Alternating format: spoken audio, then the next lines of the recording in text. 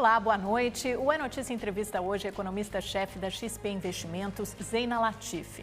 Doutora em Economia pela USP, passou por alguns dos grandes bancos internacionais, o Royal Bank of Scotland, ING, ABN AMRO Bank, Bilbao Vizcaya e HSBC. É colunista do jornal O Estado de São Paulo. Boa noite, Zeina, seja muito bem-vinda. Boa noite, eu agradeço o convite. É um prazer recebê-la aqui. Zeina, você já disse que 2017 é um ano de transição e não mera continuidade de 2016. O que você quis dizer exatamente com isso? Olha, nós tivemos uma reorientação da política econômica, que os frutos ainda vão aparecer e tem coisas que a gente ainda precisa avançar, como é o caso da reforma da Previdência, que está sendo essa negociação agora, ainda precisa ser aprovada. A gente tem o Banco Central que começou a cortar juros. Isso tende a trazer alguns bons benefícios para este ano. Ainda a gente não vai conseguir colher todos os frutos dessa arrumação. Acho que tem muita coisa que vai ficar para 2018. E talvez isso seja o mais difícil de entender, né? Eu digo para as pessoas comuns, para os consumidores, para os brasileiros em geral, não sentir o benefício imediato dessa política. Não, sem dúvida. Econômica. Quando o Banco Central... Primeiro, a arrumação que a gente vê, né? Uma política econômica mais cuidadosa, transparente, mais racional, enfim, ela vai se manifestar na inflação que vai cair e o Banco Central vai poder cortar juros. É isso que a gente vem enxergando. Agora, não são coisas automáticas, né? Vamos lembrar o seguinte, o início de 2016, a gente tinha uma economia super fraca e, mesmo assim, uma inflação que tinha uma cara que tinha saído do controle. E se não tinha saído, a gente estava falando de uma inflação muito alta. E os analistas, o mercado financeiro temiam, sim, uma dinâmica de uma espiral inflacionária, né? Então, mesmo com a atividade fraca, né? É o que a gente chama de estagflação. A razão disso era a confusão, principalmente na política fiscal. Agora, uma vez que você sinaliza a mudança de agenda econômica, né, de maior responsabilidade fiscal e, mais do que isso, de ajustes estruturais que ajudem o país a conter o crescimento do gasto público e, portanto, o crescimento da dívida pública, tudo isso se manifesta numa inflação que foi se acomodando. Agora, foram ali meses, né, trimestres necessários para a gente ter esse benefício e, obviamente, abre espaço para o Banco Central cortar a taxa de juros, mas, de novo, o efeito da taxa de juros ele não é rápido. Então, tem coisa que a gente vai ter que esperar ao longo desse ano para se materializar. Eu até acho que tem alguma coisa, algum benefício já da política monetária no sentido do corte de juros, eu me refiro. Da inflação a gente vê muito claramente, né? Que isso já vinha acontecendo, talvez seja mais palpável no dia a dia das pessoas. Eu acho que a própria inflação ou a queda de juros do Banco Central, ainda que não seja algo que muitas vezes a sociedade consegue enxergar, mas eu acho que ajuda a melhorar, por exemplo, a confiança do empresário. Efeitos realmente que a gente olha e fala, não, de fato a economia está voltando. Isso a gente vai ter que aguardar. Por isso que ainda é um ano de transição. E, como eu coloquei, ainda tem aquilo que é a espinha dorsal hoje do ajuste fiscal, que é a reforma da Previdência, que ainda precisa ser aprovada. É o plano real do governo Temer, né? Como você já se referiu. A gente vai conversar muito sobre a reforma da Previdência.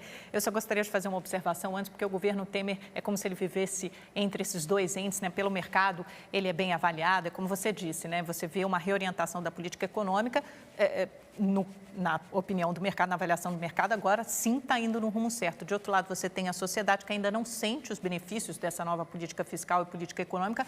Por isso, a popularidade do presidente Temer e do governo dele, de forma geral, continua muito baixa, né? Então, ele vive um pouco entre a cruz e a espada e talvez por isso seja tão difícil seguir em frente e a sociedade realmente sentir esses benefícios, essas mudanças. Esse seu ponto é importante. O mercado financeiro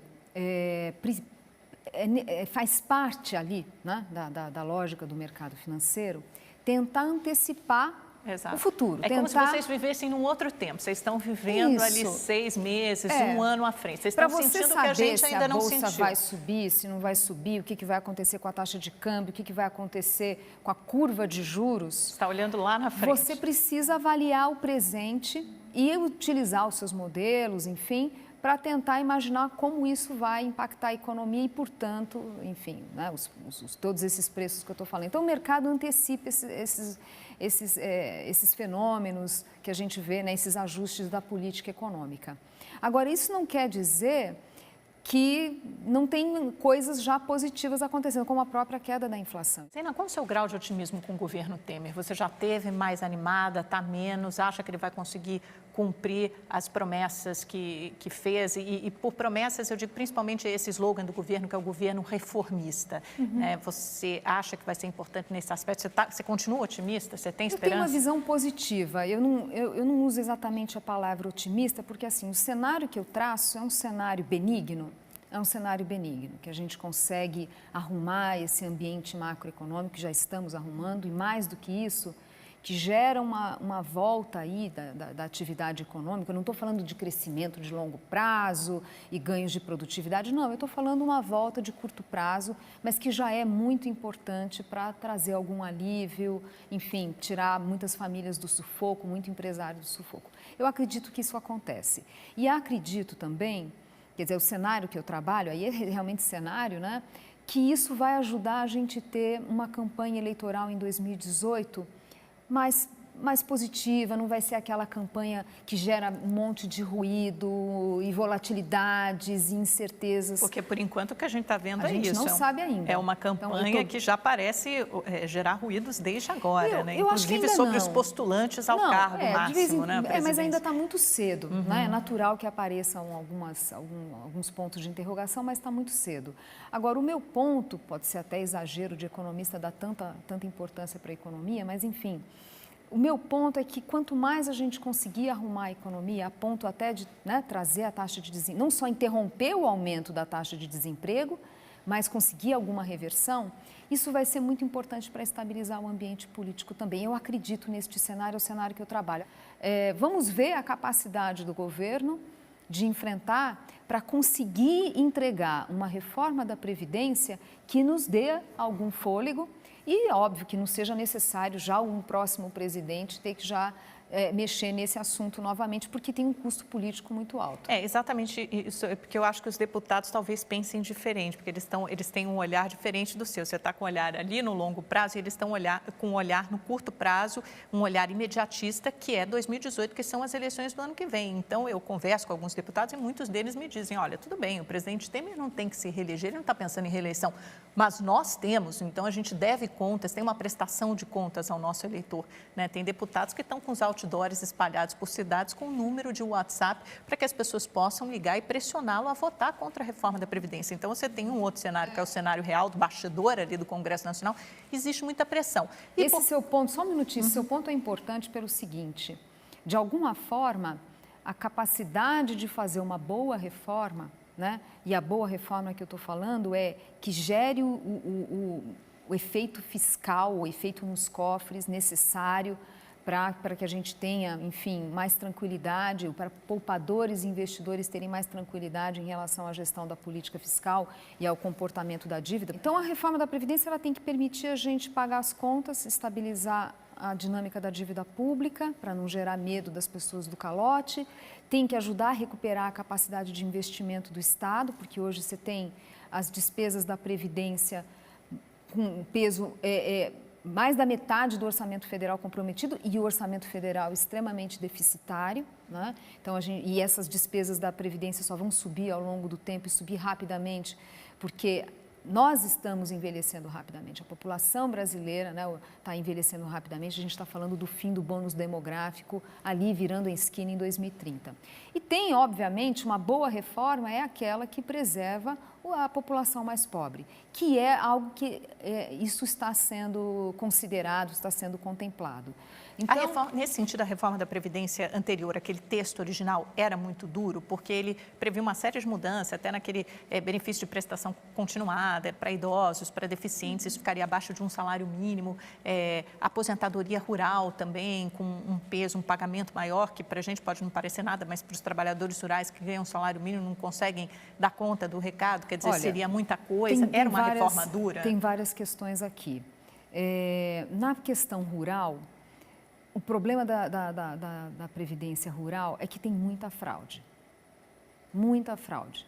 Infelizmente, a gente lembra só da corrupção dos políticos, mas a gente esquece da corrupção dentro da sociedade. E o jeito mais fácil de combater é exigir que essas pessoas contribuam, porque hoje elas não contribuem com nada. Isso, é importante, né? é saudável. Comprovam que elas a contribuição é saudável. Às vezes o paternalismo ele acaba atrapalhando. A Mas quase uma contribuição simbólica. Ela é simbólica. Né? E ela estimula o sujeito a ir para a formalidade. Então, se esse sujeito está trabalhando na informalidade, ele tem um estímulo para falar, não, eu quero a minha carteira assinada. Outra coisa que é importante é que, com a contribuição, quer dizer que o governo vai poder cruzar o CPF para saber, afinal, quem é esse sujeito que está pedindo aposentadoria rural, né? Então, porque realmente tem muita fraude. Fazer essa exigência de tempo de contribuição, na minha leitura, não é cruel, eu acho que é saudável. Claro que tem a discussão sobre a idade para a mulher, né? Porque pela proposta original, sairia da idade de 55 anos para 65 anos, de homem para 60 para 65, o que é compatível com a mudança da expectativa de vida, mas tem, por exemplo, essa discussão, não, para as mulheres é um salto muito forte, então você faz um ajuste. Mas assim, o que são você acha? Deve ser aprimoramentos. uma idade igual? Homens e mulheres devem se aposentar com a mesma idade? Seja aos 65 ou 62, mas tem que ser a mesma idade? Eu acho que sim, eu acho que tem que aposentar com a mesma idade. Claro que na questão rural, você fazer uma escadinha para não ir de forma muito abrupta, né, de 55 para 65. Até porque a expectativa de vida é menor, né? Em muitos, para os trabalhadores rurais. Dependendo da região. Né, quem trabalha no sertão nordestino não tem a mesma expectativa de vida, mesmo com quem trabalha nas grandes capitais nordestinas. Mas não é também uma diferença significativa, porque o cálculo que a gente tem que fazer é o seguinte: para aquele indivíduo que já atingiu 60 anos, enfim, qual a expectativa de vida daqui para frente? Porque quando a gente olha, na média, a expectativa no Brasil, em algumas regiões ela é baixa, não é porque os velhos vivem pouco, mas é porque as pessoas morrem muito cedo por causa de violência, por exemplo. Então, puxa a média para baixo, mas os velhos estão vivendo bastante. Mas é possível ter ideia da expectativa dos velhos? Não, tem esses dados que mostram que não tem tanta discrepância assim. Na questão da expectativa que a gente chama de sobrevida nas diferentes regiões do país. Não tem essa diferença toda, não tem essa diferença que se imagina entre o rural e o urbano, para quem já chegou em idade avançada. Agora, Zênia, o que você achou Agora, deixa eu só colocar um ponto que você me perguntou sobre a questão da igualdade de idade entre as mulheres, que é um tema muito polêmico e eu acho que vale uma reflexão. Claro que, do ponto de vista do cálculo frio, até a mulher teria que trabalhar mais que os homens, porque a mulher vive mais, não é mais, vive bem mais, né? Tem o negócio da dupla jornada, né? Agora, essa questão de dupla jornada, enfim, são questões culturais do país que não deveriam interferir na Previdência. Acho que primeiro que muitas vezes são decisões individuais, né? Isso não deveria impactar na Previdência. Se você tem alguma preocupação com esse tema, isso deve ser fruto de foco de outro tipo de política pública, né? Onde realmente vai mexer, quer dizer, o pobre hoje já aposenta por idade, e aí o aumento é muito mais em função da questão demográfica. Onde realmente vai mexer é para quem aposenta por tempo de contribuição, que não é o pobre. Média, né? São 20% ali do universo todo, colocando previdência rural, urbana, mais os benefícios, né, mais a política assistencialista, é algo como 20%.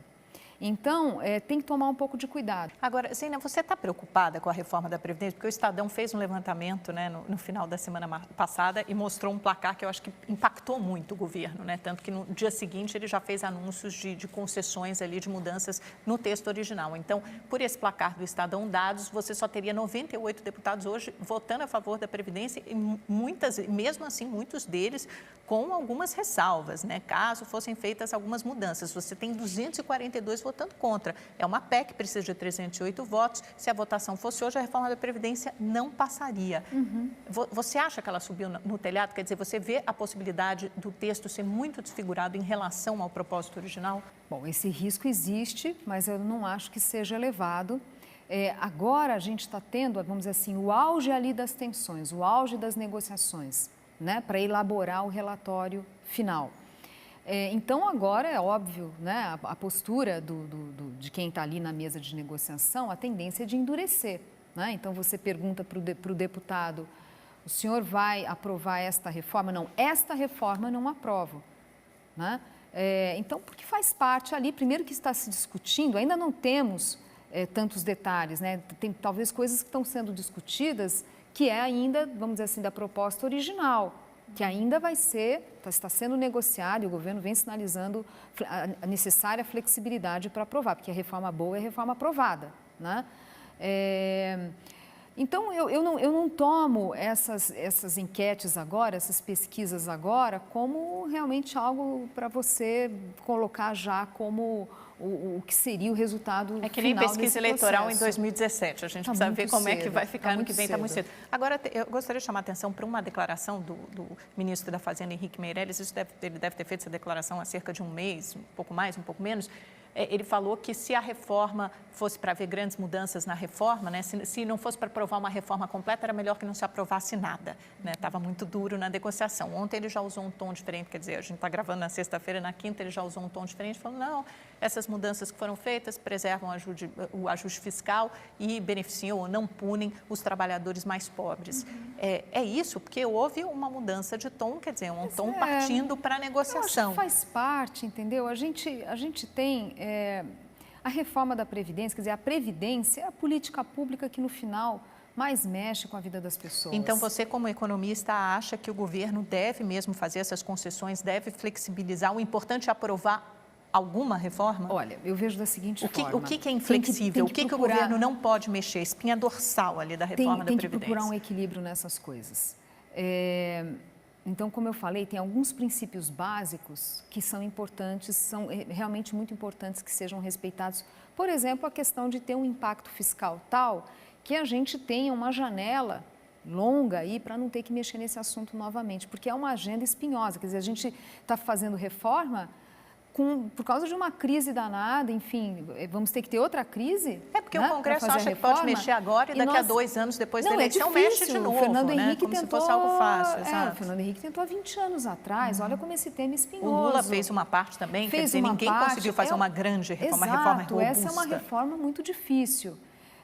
Então, seria uma pena a gente perder, dado o custo político, ter esse custo enorme e entregar algo modesto, correndo o risco de um próximo presidente não ter a sabedoria de retomar esse tema, ou não ter condições políticas. Então, veja, agora, isso não significa que alguns ajustes, de repente, servem para aprimorar a reforma. Então, essas mudanças foram anunciadas, regras de transição, tirar professores e policiais, isso não mexe consideravelmente? Tirar professores e policiais, ao meu ver, foi um equívoco, né? O ideal seria a gente conseguir atingir o máximo possível. Por que o governo fez isso? Essa questão dos policiais e dos professores, primeiro, são grupos de forte mobilização. Esses são grupos de interesse que são organizados, forte mobilização, cujo impacto desses dois grupos no orçamento federal é menor. O impacto é maior para os estados. Pois bem, houve mobilização dos estados e suas bancadas de olho na gravidade do quadro das contas públicas na maioria dos estados. Houve mobilização? Houve alguém que falasse, vamos lá, essa briga é nossa, vamos lá? Não houve. Então, daí tem limites para a negociação do governo federal, porque todos teriam que estar unidos numa agenda como essa. É óbvio que a gente... Essa é a grande questão. Qual vai ser, no fim do dia, a maturidade do país e, portanto, a postura do Congresso para aceitar uma reforma que seja suficientemente justa e ambiciosa. Justa no sentido de não manter grupos, né, com privilégios.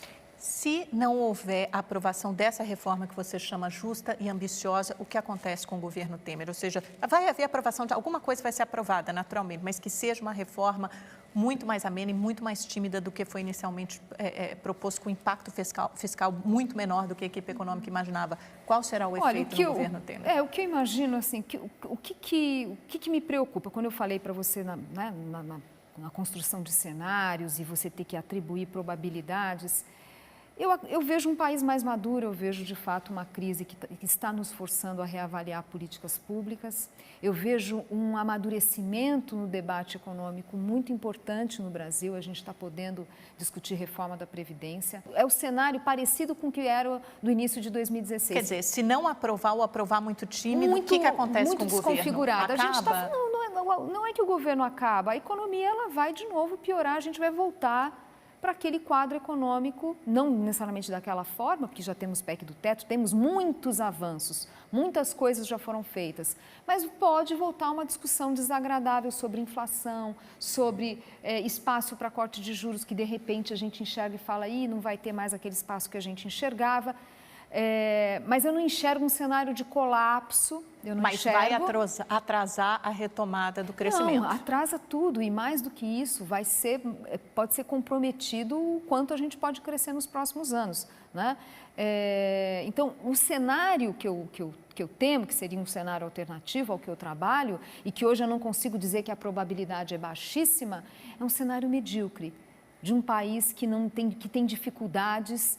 E não é o governo, é a sociedade, uma sociedade que foge dos seus problemas, prefere empurrar com a barriga. Eu aceito a reforma desde que não seja comigo, desde que seja com o outro. Isso diz algo da maturidade da sociedade. Eu estou otimista, eu acho que estamos mais maduros, não sei ainda quanto, porque essa é uma reforma necessária. Então, se for um cenário medíocre, mais ou menos, de um país que evita, de um governo que evita o enfrentamento, de uma sociedade que se coloca contra medidas que vão na direção correta, enfim, a gente está falando de um país que vai crescer menos, que vai gerar menos emprego, no curto e no longo prazo, de um país que corre o risco lá na frente de ter problemas sérios com a sua previdência. É só olhar o que está acontecendo no Rio de Janeiro, já dá uma ideia do que a gente pode ter no nível federal. Zeina, a gente falou muito sobre a reforma da Previdência no primeiro bloco, queria abordar com você um pouquinho outro assunto que acho que é importante, que é dos estados, e a renegociação da dívida dos estados. A Câmara tentou votar na semana passada 2 vezes, sem sucesso, sinal de que as coisas estão complicadas e tão difíceis. Como é que você vê essa questão, essa crise fiscal dos estados, principalmente ali dos 3, né? Minas Gerais, Rio Grande do Sul e Rio de Janeiro? Bom, primeiro que o problema dos estados não é exatamente a dívida, né? O problema dos estados é o pagamento da folha, incluindo previdência. Porque a conta não fecha, né? Quer dizer, as receitas pararam de crescer e os gastos continuaram crescendo demais. Né? Lembrando que a gente não tem algo no Brasil que eu acho que nós vamos ter que discutir, a possibilidade de demitir, né? A possibilidade de você ajustar ali sua folha demitindo. Reduzir a folha de pagamento com redução dos servidores. É claro que é interessante que carreiras de Estado, de fato, tenham estabilidade, mas hoje o que a gente tem, que é a estabilidade praticamente garantida para todos os funcionários públicos, mesmo que eles não estejam, né, performando como deveria, enfim, eu acho que isso tem que ser reavaliado. Mas o fato é que hoje é assim, hoje boa parte do orçamento dos governos estaduais está comprometida com o pagamento da folha, né, incluindo a Previdência, como eu falei, ativos e inativos, e aí acaba impactando nessa negociação da dívida, ainda que a dívida não seja o principal problema. A dívida, né, ela foi renegociada no passado, os estados não têm uma dívida enorme, compromissos enormes que inviabilizem fazer suas políticas públicas. O que inviabiliza é o pagamento da folha. São as contas fixas. Agora, o fato é que, assim, realmente, esse ambiente pré-campanha de 2018 gera muitas vezes uma dificuldade dos governadores em abraçarem essa agenda de ajuste, por isso que ficou de fora, né, no caso da Previdência, professores e polícia que a gente... muito, né? Porque no mundo ideal seria muito mais fácil fazer essas reformas tão espinhosas no primeiro e no segundo ano do mandato, né, você vai, este grupo que tem um regime especial, ele vai fazer esse ajuste, mas com benefício da sociedade toda. Agora, é óbvio que os governadores nessa situação, não são todos os estados, isso é importante que se coloque, tem muitos estados que estão fazendo ajuste, que estão com as contas muito mais arrumadas, né? A gente tem o esforço até do Rio Grande do Sul, a gente viu ajuste em Goiás, Espírito Santo, então tem Paraná, né? Vários do Nordeste, Piauí, Alagoas, vários tentando fazer o seu ajuste. ajuste. Agora, o Tem fato caso de ser específico do Rio, o né? Rio é o mais grave, porque é um problema que a gente fala, que os economistas falam, é do estoque, né, o tamanho ali de passivo, que a gente chama atuarial para frente, de dívidas que tem ali acumuladas de alguma forma, e o problema do fluxo, quer dizer, o que todo mês você tem de rombo nas contas públicas. O Rio vai quebrar? Tem chance Não, do acho que Rio o Rio quebrar? já quebrou. O Rio já quebrou, ele já não está pagando tudo que tinha que pagar. O Rio já quebrou. O Rio tem solução, porque já estão falando até intervenção federal, né? A gente Nossa, vai lembrar a entrevista do Jorge Pisciani, presidente da Assembleia, disse textualmente, se não aprovarmos o pacote econômico fiscal em 20 dias, o Rio de Janeiro vai ter intervenção federal no Rio de Janeiro. Não, o que ocorre é que o governo federal, ele não pode, ele estaria ferindo as leis, né, se faz uma transferência sem ter, por exemplo, o avanço dessa questão das negociações. Não pode perdoar a dívida sem ter avançado nas negociações. Por isso que era importante sair logo isso da pauta, mas mesmo assim a gente vê essa resistência dos governadores, até porque os interesses, cada um tem um interesse diferente ali.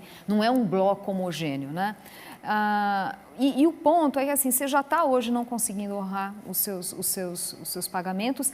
Esta agenda, uma agenda de ajuste que envolve a reforma da Previdência no nível estadual, não é uma agenda de curto prazo.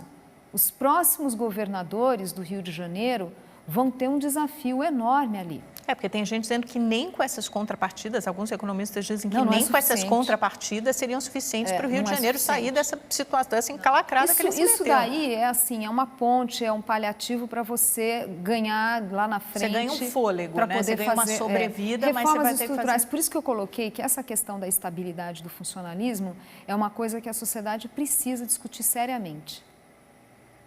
Porque seria uma forma...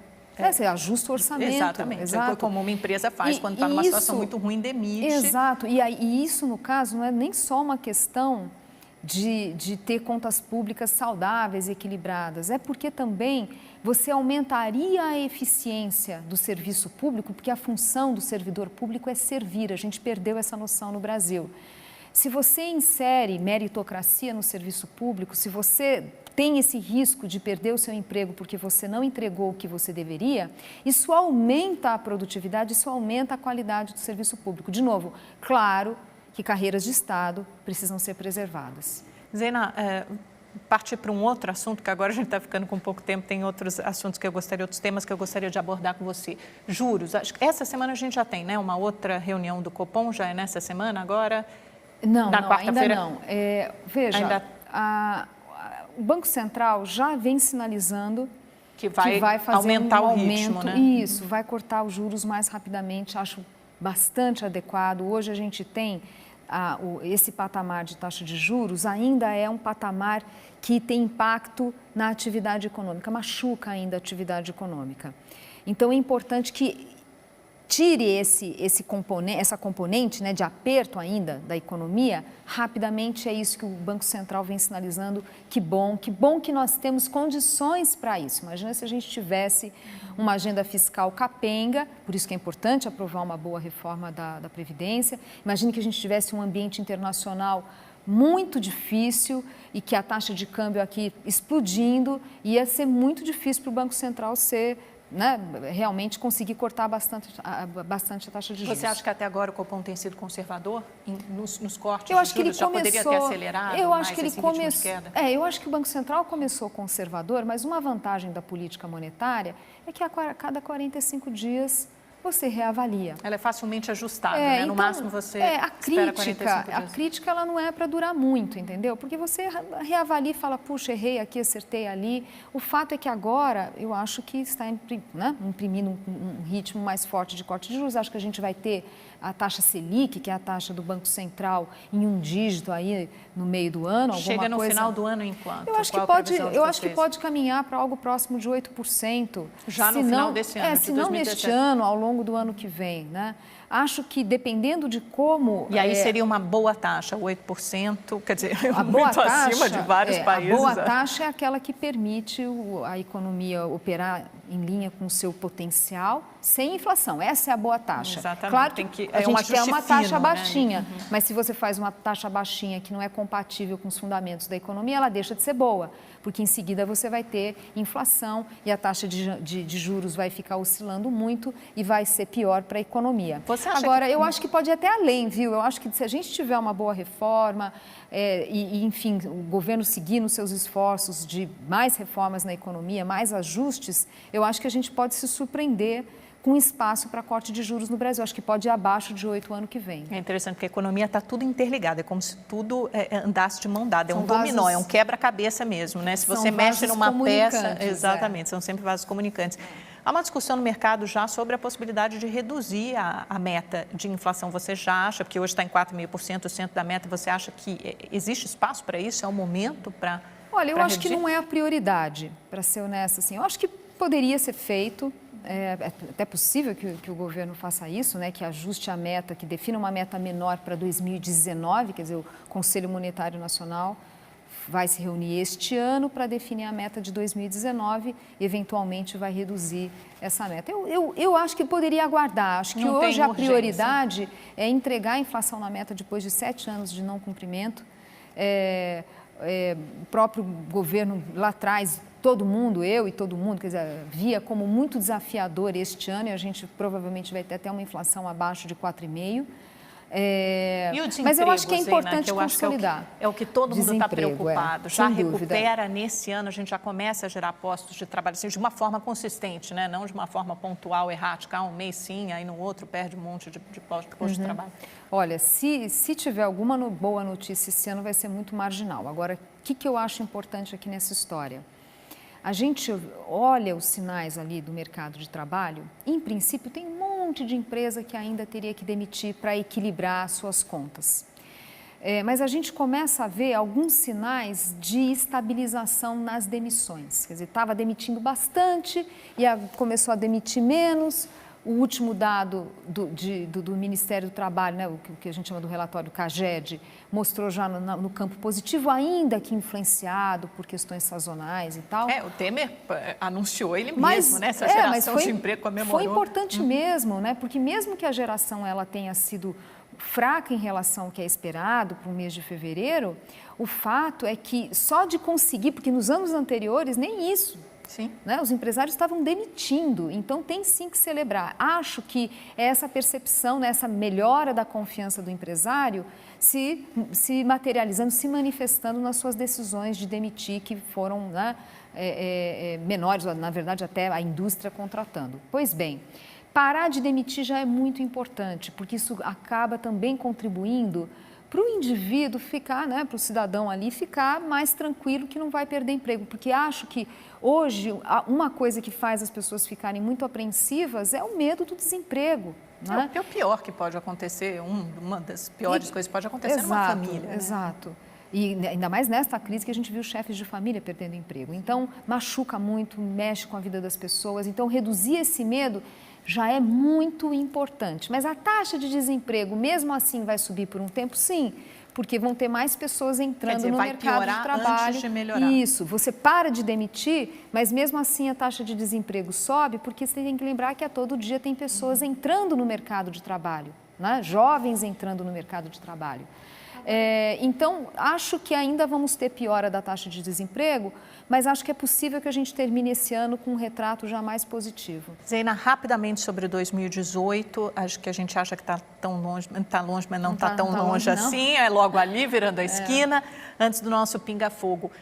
Que cenário você vê? Os candidatos que se colocam aí, a gente tem uma força grande do Lula, né? Lembrar que ele está em primeiro lugar nas pesquisas, tanto no primeiro quanto no segundo turno. Tem um crescimento importante aí, ou pelo menos, né, de 9% do Bolsonaro. Aí você tem no ninho tucano ali uma briga danada para ver quem vai sobreviver à Lava Jato e o surgimento com força do João Dória. O que você acha de todos esses candidatos? É algum deles, não é?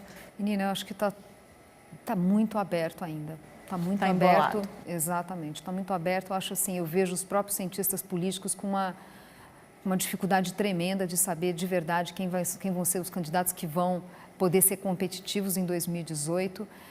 O que eu acho que é importante nessa história é qualquer que seja o novo presidente, que seja um presidente bem assessorado, que seja um presidente conectado às necessidades do país nessa questão, apesar do baixo ibope dos políticos atualmente no Brasil, é importante que seja alguém da classe política, que saiba fazer a negociação política. É interessante isso, porque você é alguém de mercado, você não vê, por exemplo, porque muita gente fala no empresário, no gestor, o Dória mesmo até virar prefeito e poucos dias depois também de assumir a prefeitura, insistia dizendo que ele não é um político, embora seja claro que, obviamente, ele é um político. Todo mundo diz que ele é.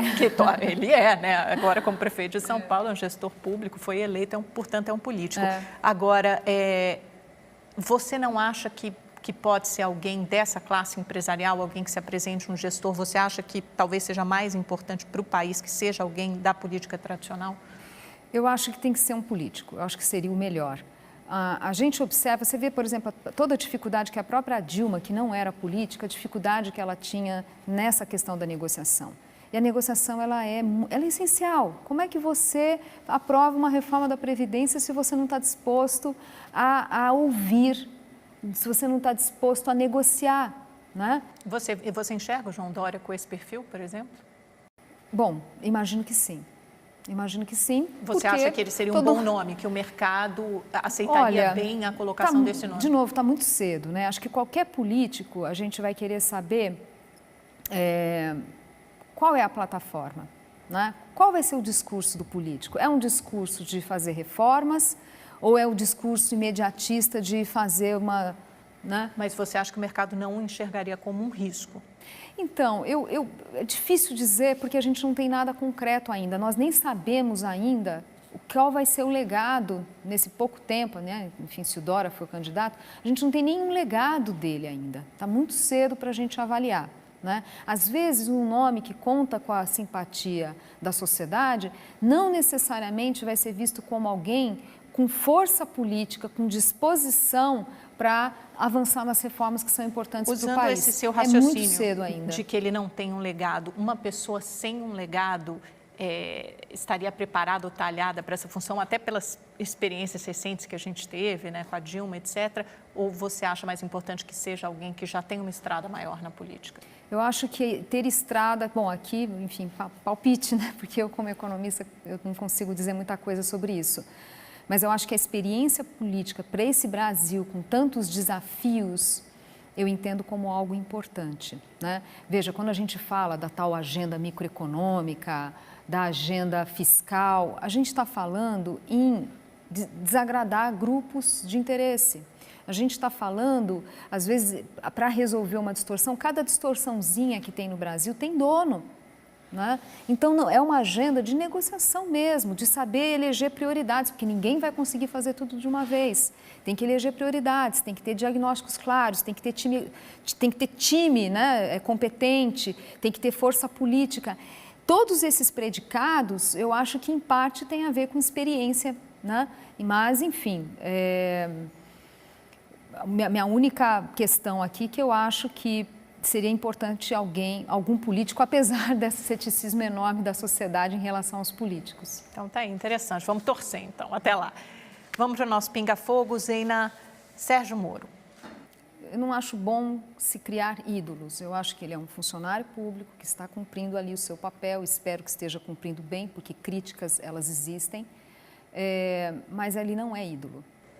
Henrique Meirelles. Teve uma competência para montar um bom time, está aberto ali ao que o time traz e tem demonstrado capacidade de diálogo e de convencimento. Ciro Gomes.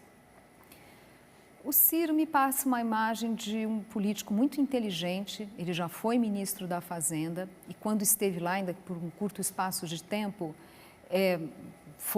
enfim, conduziu bem ali um momento de desafio enorme do país. Mas eu vejo sinais muito trocados do Ciro Gomes hoje político. Bolsonaro. Eu gostaria de saber mais sobre a plataforma dele, qual a visão dele sobre economia, o quão conectado ele está sobre os nossos problemas econômicos e o que ele tem a propor para o país. Aécio. Olha, o Aécio, ele me surpreendeu positivamente ao longo da campanha. Enfim, acho que, na verdade, o Aécio ou o PSDB, de uma forma geral, acho que não dá para colocar só nele, a impressão que dá é que perde o pé muitas vezes, né? Quando a gente olha o desempenho do PSDB nos últimos vários anos, deixa muito a desejar. E Temer? Olha, o presidente Temer também tem me surpreendido positivamente. Ele não é do tipo que faz assim, né, é popular, enfim, não é esse o tipo do presidente Temer. Mas eu acho que agora, nesse momento tão difícil do país, a gente precisa de um presidente bem assessorado e com firmeza para fazer o devido enfrentamento. Zeina, muito obrigada pela sua entrevista. Foi um grande prazer recebê-la aqui no É Notícia. Eu que agradeço. Volte mais vezes. E obrigada a você também pela sua companhia, pela sua audiência. Tenha uma excelente semana e até a próxima segunda-feira. Tchau, tchau.